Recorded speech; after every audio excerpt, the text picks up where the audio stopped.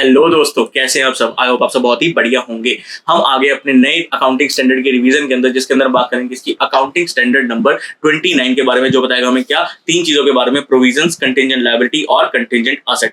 ठीक है, ये छोटा सा अकाउंटिंग स्टैंडर्ड है। आपके अंदर थ्योरी के क्वेश्चन में ज्यादातर पूछा जाता है कि भाई आप ये कंडीशन फुलफिल करते हैं कि हमें प्रोविजन बनाना चाहिए, ऐसे क्वेश्चन इसके अंदर आते हैं। तो हम इसको फटाफट एक फ्लो चार्ट के थ्रू फटाफट इसको जो है रिवाइज करते हैं, ताकि हमारा जो है ये छोटा सा एएस जो हमारा कंप्लीट हो पाए। तो विदाउट वेस्टिंग टाइम हम चलते हैं अपना फटाफट मॉड्यूल के अंदर। आप भी आ जाइए, आईसीआई बुक्स अपनी ओपन कर लीजिए। ठीक है, तो यहाँ पे बात करते हैं किसकी, तीन चीजें हमें यहाँ पे सीखनी है। क्या सीखना सर प्रोविजंस क्या होते हैं, कंटिंजेंट लायबिलिटी क्या होती है, कंटिंजेंट एसेट क्या होती हैं। ठीक है, तो उसके लिए हमारे पास एक ये फ्लो चार्ट बना हुआ है। हम इस पे स्टेप बाय स्टेप कंडीशंस भी सीख लेंगे इसकी, प्रोविजंस की, ठीक है, कंटिंजेंट लायबिलिटी और कंटिंजेंट एसेट के बारे में बात कर लेंगे। ठीक है, तो यहाँ पे बात करते हैं किसकी। सबसे पहले हम बात करते हैं स्टार्ट कहाँ से करेंगे। हम सर बात करेंगे प्रोविजंस की, कि भाई प्रोविजंस कब बनेंगी और कंटिंजेंट लायबिलिटी कब बनेंगी।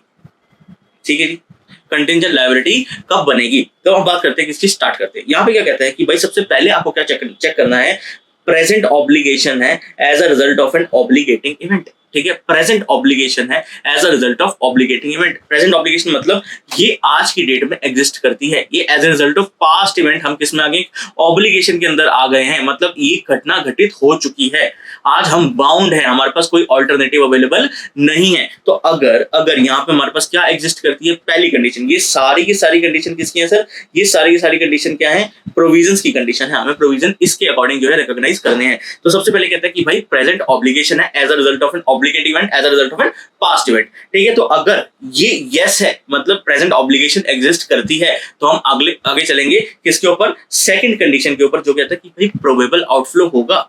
प्रोबेबल आउटफ्लो मतलब सर मोर देन 50% चांस है, सर मोर देन 50% चांस है कि भाई ये इवेंट अकर होगा। यस, अगर यस आपका है आंसर, क्या यस है, तो आप तीसरा चेक करोगे कि आप रिलायबल एस्टीमेट बना पा रहे हो। रिलायबल एस्टीमेट मतलब क्या, आप मॉनेटरी टर्म्स में उसको आइडेंटिफाई कर पा रहे हो कि भाई कितना मेरा आउटफ्लो ऑफ इकोनॉमिक रिसोर्सेज होगा, जो कि क्या है, प्रोबेबल है। अगर आप कर पा रहे हो तो आप क्या बना दो अपने बुक्स में, प्रोविजन बना दो। यस, ठीक है, एक बार और हम फटाफट रिवाइज करते हैं किसको, अपने प्रोविजन वाले पार्ट को, फिर हम आगे चलते हैं किसके ऊपर, कंटिंजेंट लायबिलिटी के ऊपर। प्रोविजन के अंदर क्या कहता है, भाई present obligation as a result of past event, yes है सर। ठीक है, फिर क्या है, प्रोबेबल है।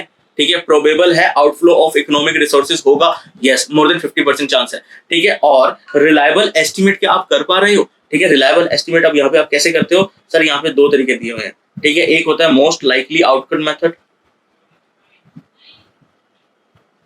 ठीक है, या फिर होता है हमारा क्या, बेस्ट एस्टीमेट।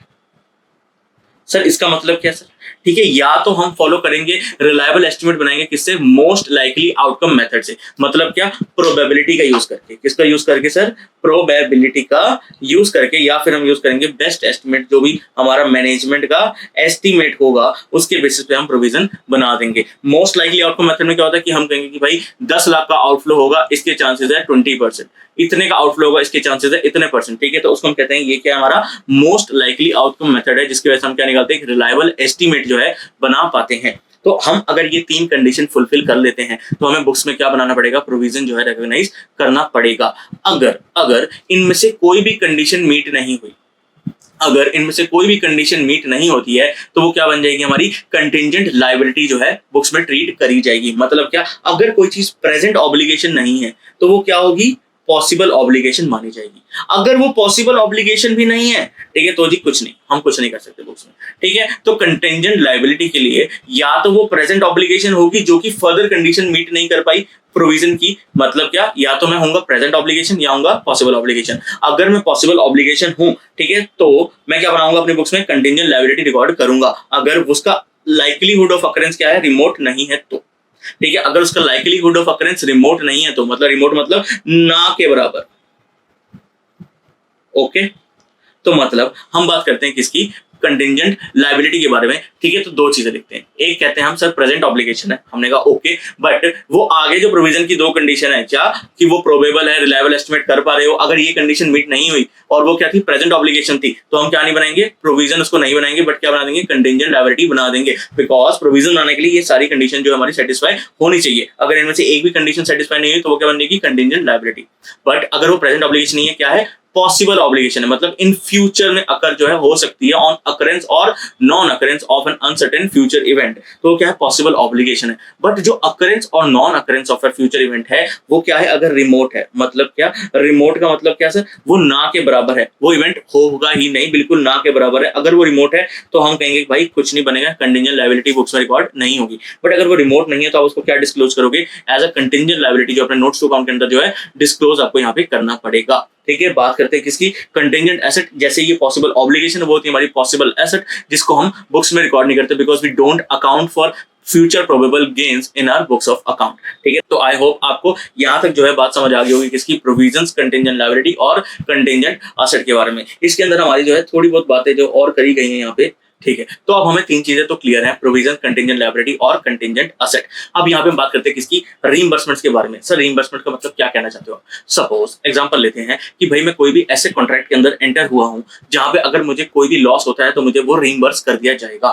ठीक है, कोई भी लॉस मुझे रीइंबर्स कर दिया जाएगा। ठीक है, तो उस केस में मैं क्या करूंगा, उस केस में मैं करूंगा कि भाई जो भी मेरा लॉस रीइंबर्स हो पाएगा, जो कि क्या है, वर्चुअली सर्टेन है, मतलब उसमें कोई भी दिक्कत नहीं आएगी, कोई भी तू मैं नहीं होगी मेरी सामने वाली पार्टी के साथ। मैं इतना लॉस उसके बाद लेके जाऊंगा, वो कहेगा यस आप इसको रिइंबर्स करा सकते हो। तो अगर वो वर्चुअली सर्टेन है तो मैं उस लॉस को अपने प्रोविजन के साथ जो है सेट ऑफ कर सकता हूं। ठीक है, टू द एक्सटेंट। ठीक है, अदरवाइज ठीक है मैं उसको जो है रिकॉर्ड अपने बुक्स में नहीं करूंगा। ठीक है, तो यहाँ पे कहता है कि भाई अगर एंटरप्राइज के पास कोई ऑब्लिगेशन ही नहीं है, कोई ऑब्लिगेशन ही नहीं है तो आप तो कुछ नहीं करोगे नहीं यहाँ पे। ठीक है, कोई भी अमाउंट आपको कोई लायबिलिटी रिकॉग्नाइज करने की जरूरत नहीं है। बट आपकी जो ऑब्लिगेशन है एक्सपेक्टेड टू बी रीइंबर्स्ड है remains with the enterprise and it is virtually certain की रीइंबर्समेंट जो आपको रिसीव हो जाएगी। तो आप यहाँ पे क्या करोगे, ठीक है, तो यहाँ पे आप क्या करोगे, रीइंबर्समेंट को जो है एज अ सेपरेट असेट जो है ट्रीट करोगे और ऑफसेट कर दोगे किसके साथ, प्रोविजन के साथ, जो अपने ऑफसेट कर दोगे उस खर्चे को भी और जो है उस रीइंबर्समेंट को जो आप एक्सीड नहीं कर सकते लायबिलिटी से। ठीक है, मतलब क्या,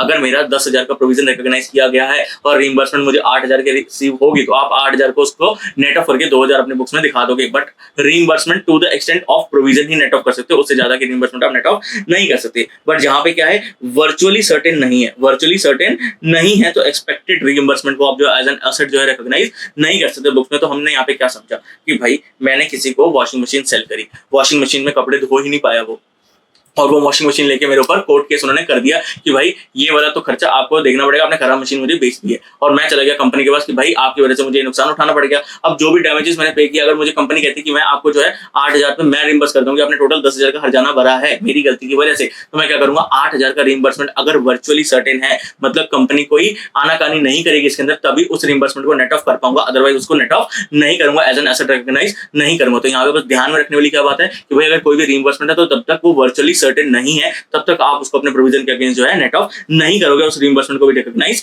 नहीं करोगे। आइए, ठीक है, अब यहाँ पे दो तीन चीजें और हैं। अगर प्रोविजन चेंजेस हैं, ठीक है, आपको जो है देखने पड़ेंगे, यूज ऑफ प्रोविजन देखना पड़ेगा कैसे, मतलब कि हर बैलेंस शीट डेट के अंदर आपको प्रोविजन को एनालाइज करना पड़ेगा। अगर आपको लगता है इस प्रोविजन की नीड नहीं है उसको आप रिवर्स कर सकते हो, अगर आपको लगता है हमने कुछ ट्रू अप करना है तो उसमें प्रोविजन को ऐड भी कर सकते हो। और जिस चीज का प्रोविजन बना है जिस पर्पस के लिए, उसी पर्पस के लिए यूज होगा। ये नहीं कि आपने मार्केटिंग का प्रोविजन बनाया और उसमें आप किसी और चीज के खर्चे कर रहे हो, ये नहीं कि आपने कोई केस चल रहा था कोर्ट के, उसके लिए आपने डैमेजेस का प्रोविजन बनाया और आप इसमें से अपने डे टू डे के खर्चे आप इसमें से प्रोविजन में से यूज कर रहे हो। मतलब क्या, जिस चीज का प्रोविजन बनेगा उसी चीज के लिए उसको यूज किया जाएगा।